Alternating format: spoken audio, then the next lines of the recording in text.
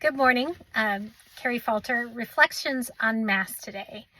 It's the 5th Sunday of Easter, May 18th, and I was in church today, and the readings were just amazing, so I wanted to share them with you. The first reading, Acts of the Apostles 14:21 through 27. And the sentence that really popped out to me was, it is necessary. See, they strengthened the spirits.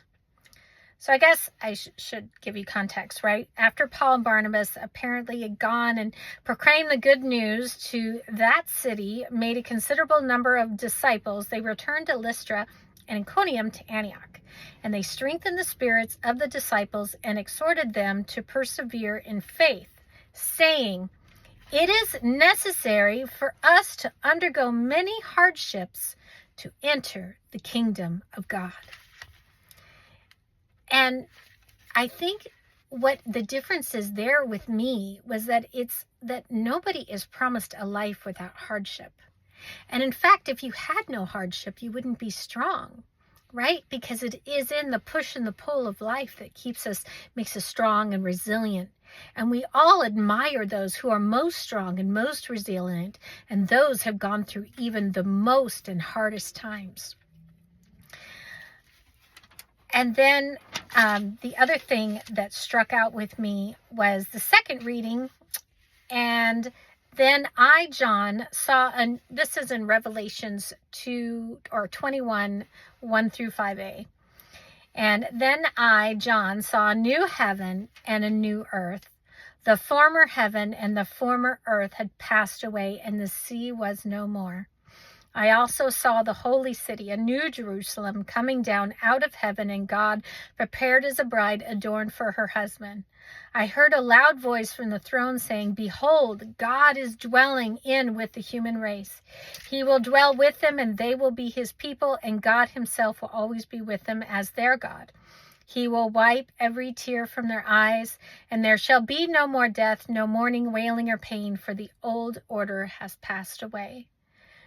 And the one who sat on the throne said, "Behold, I make all things new." He makes our hearts new, our souls new, our lives new. Whatever you're going through, right? It's beautiful. And then there was the gospel reading. And this was John 13:31 through 33a, 34, 35.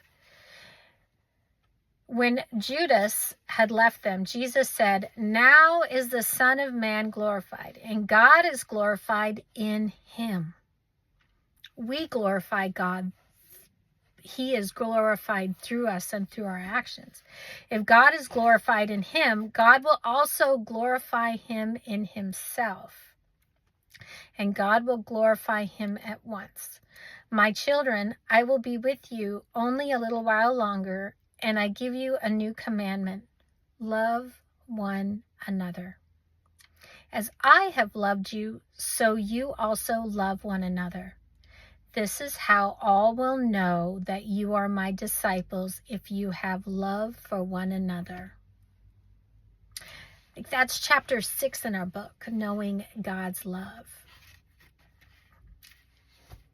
And how many times do we sit in life and we think that we're all alone, or think that there's nobody there with us, but God is always there with us, and just loving us if we turn to him. And that's the thing about abortion, is that you turn away from God and God's love. And so you begin to feel life without that love, and it feels more painful.